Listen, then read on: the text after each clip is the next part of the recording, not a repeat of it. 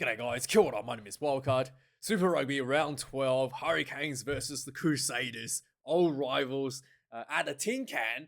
So yeah, this is actually, watch after I watched this like half of this game and then watch the rest of it after the Waratahs game because I could go to the stadium. And yeah, I think it's just it is such a big stark contrast of how much faster and more accurate the New Zealand teams are compared to the Aussie teams. The just like the spontaneous decision making.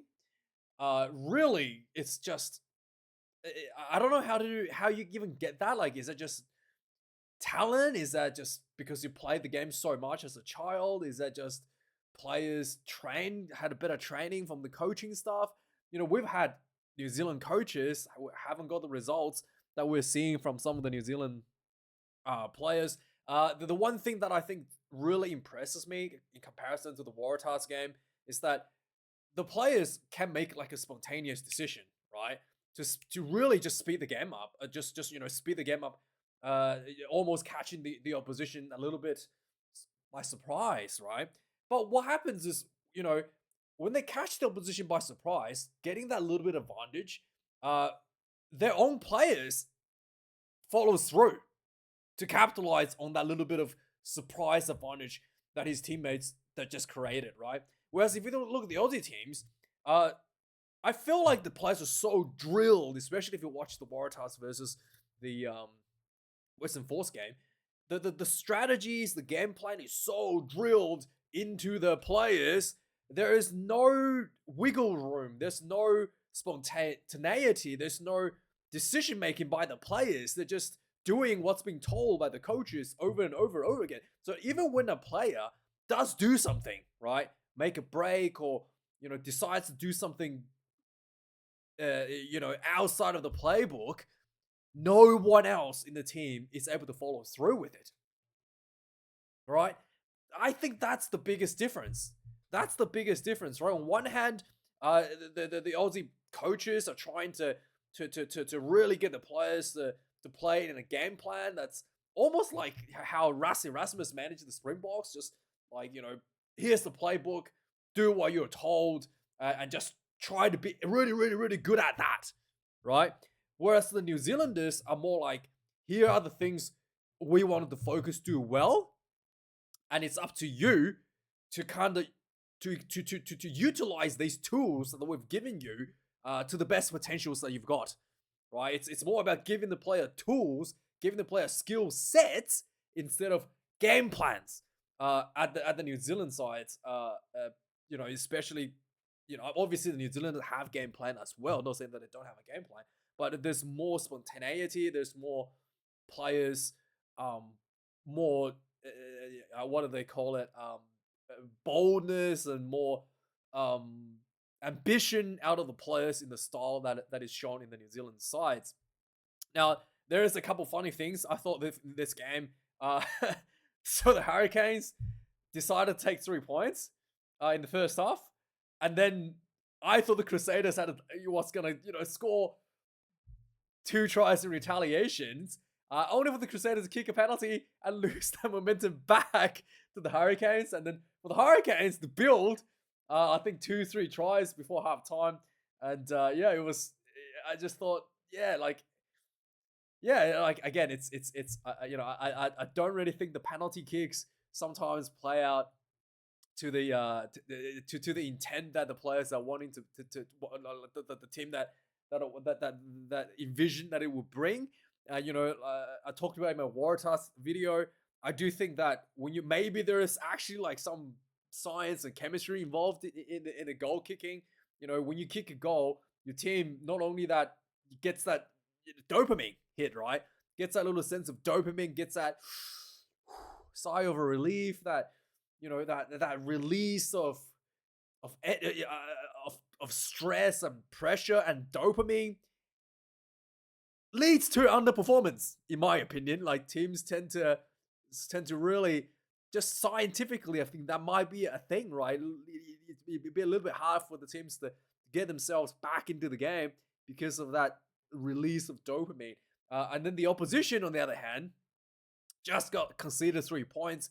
They immediately want back, right? And they've been pushed into a fight or flight response, right? But this is my theory. But then again, you could argue that for try scoring, but teams don't seem to hit back as hard as they do when they concede a try. But yeah, let me know your thoughts if that's potentially something that's happening there or not. And also, Mr. Referee James Dolman, he's a Kiwi, so don't blame us. A couple of pretty shocking calls here. So again, speeding the game up, it's resulting in wrong calls. Is that the purpose of speeding the game up? And there's a bonus point that's given to the Crusaders as a result of this, and this has huge ramifications in terms of rankings, because Crusaders kind of like on the border of potentially getting knocked out of the top 6. I think they moved out to 4 after the bonus point, but it's quite important, a bonus point at this point. But anyway, let's look at this first one here. This Hurricanes pass here, so that's fine.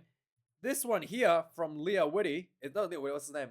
Walker Whitty? His name Walker Whitty? What his name is? Anyway, from this guy to Fange Anofo, that is clearly forward. His foot is in front of the player. Somehow the referee argued that this came out of the hands backwards. That's not even possible for this to come out backwards to land in the hands of the player that's in front of him, right? Like it's not even possible for this to be the case. And he's got the ball in front of him, and all the commentators said that this was a forward pass. And the referee said, essentially, which is true, that there's no what do you call it? There's no what is it? Clear and obvious evidence that this was a forward pass. I mean, the guy standing in front of the ball receiver, it's not clear and obvious enough to James Dolman. Here's the thing, right? Yeah, it's not clear and obvious enough. So here's the thing.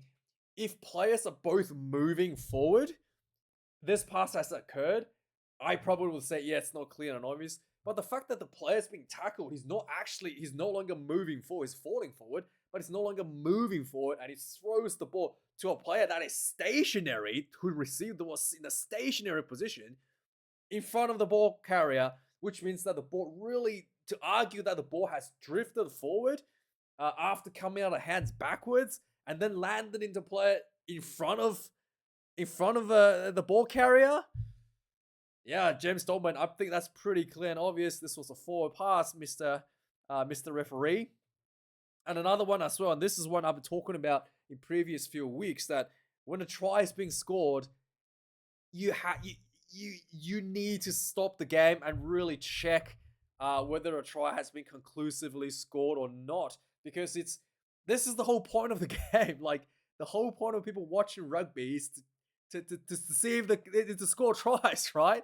And if the try is scored or not scored, this is a really important decision. So let's have a watch this, right? The Crusaders guy goes for try line. It's short here. Still short. Short. Definitely hasn't touched the line yet.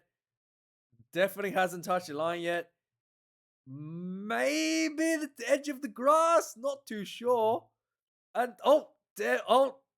like he just like skipped a frame there. Like, what happened there? Like, it doesn't look like he actually grounded the ball on the line. Let's just watch this again, right? Like the ball looked like it's going for it. But the ball just popped up before he actually landed. It didn't actually touch the ground. There's no frame that showed the ball actually, and he's just completely off the ground now. The ball, and it looked like he may have lost control of the ball here, and it's gone back. Definitely hasn't no evidence to touch the line here. The line, see his arm is on the line. The ball, it's not on the line. It's maybe the line here, maybe, but it's pretty. Maybe the line here, maybe touch the line there.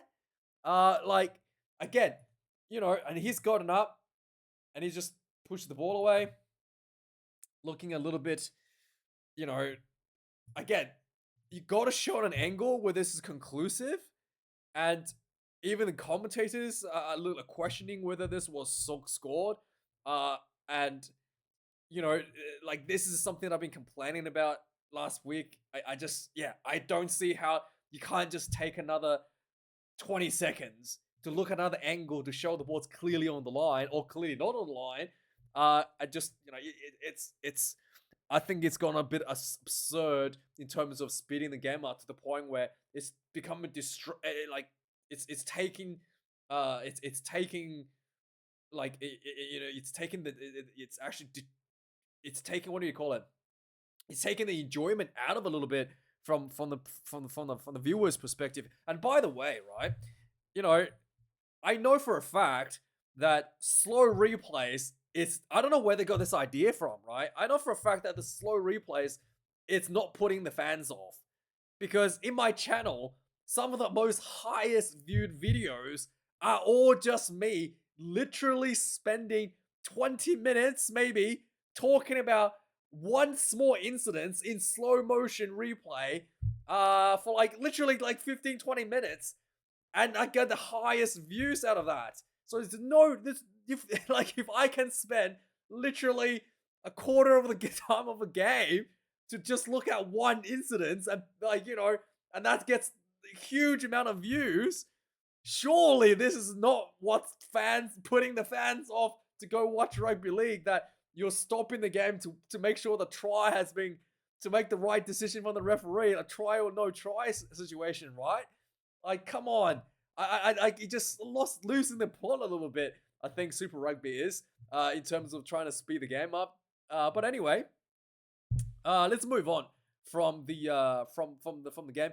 Just before I move on to the stats, I do think that the Crusaders set piece was a lot better than the Hurricanes. There's a couple of nice moves that they did this game to score a couple of crucial tries as well. And I do think that the open field play from the Hurricanes was better, but the set play from the Crusaders was absolutely a joy to watch. So 38 points to 31. 475 run meters to the Hurricanes, for the Crusaders 443. 186 passes for the Hurricanes, 183 for the Crusaders. We've got 29 defenders beat of the Hurricanes, 20 for the Crusaders. 13 turnovers conceded of the Hurricanes, 16 against the Crusaders. 164 tackles made for the Hurricanes, 20 missed tackles. 166 tackles made for the Crusaders, 29 missed tackles, a little bit high there for the Crusaders. 41 kicks in play for the Hurricanes and 40 kicks for the Crusaders. No conversions or penalty goals lost. 1,198 kick meters for the Hurricanes. 1,349 for the Crusaders. My goodness, this is a lot of kicking game in this one. 10 lineouts for the Hurricanes, 3 lost. Not that great. 15 for the Crusaders, 1 loss. No scrum loss for both teams. Quite stable scrums. Stable scrums, I think. They're not too bad scrums for both teams. Discipline, pretty decent overall. Very good overall. In fact, only 6 for the Hurricanes and 8 for the Crusaders. Just quick summary, recap of the game. Lots of tries, lots of globe-trotter style of rugby being played out there.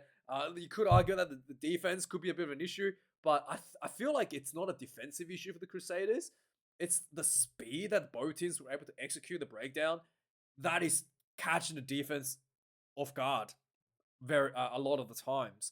And yeah, and I do think that is something that, I don't know. I think that's something that that a lot of international teams you're watching it as well, that just having that speed of the breakdown is it's really like really impressive and a lot faster than what we're seeing out of the Australian teams overall. So the tries of the game, 7 minutes for the Crusaders. Fainga Anuku, the newly minted number forward license for a outside center, gets the first try. It was a bit of a pick and go from the Crusaders, get really close to try line. Fainga Anuku got the shot pop from the night, just punched through the just right at the edge of the rack for the try. 7 points to nil.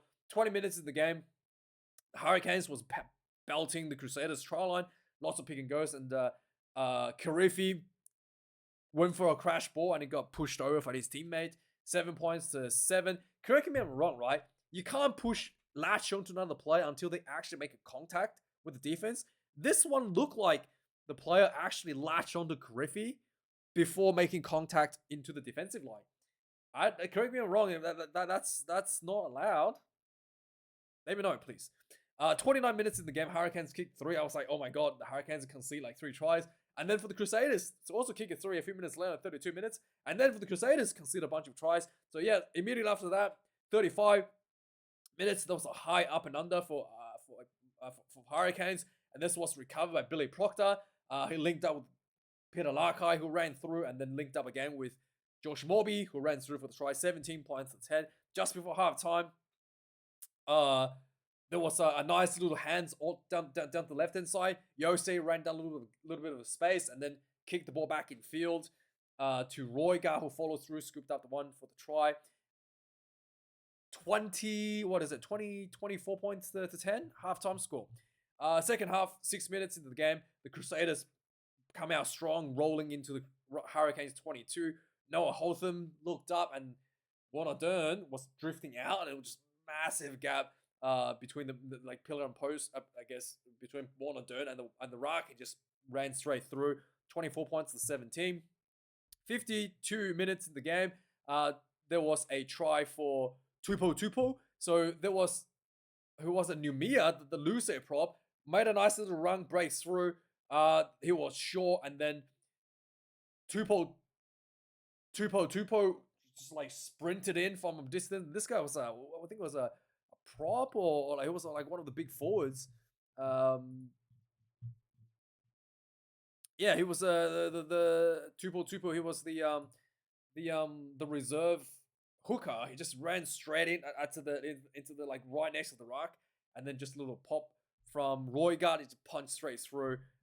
Almost looked like a flanker, or sorry, not a flanker. Almost looked like an outside center punching through this gap. 31 points to 17.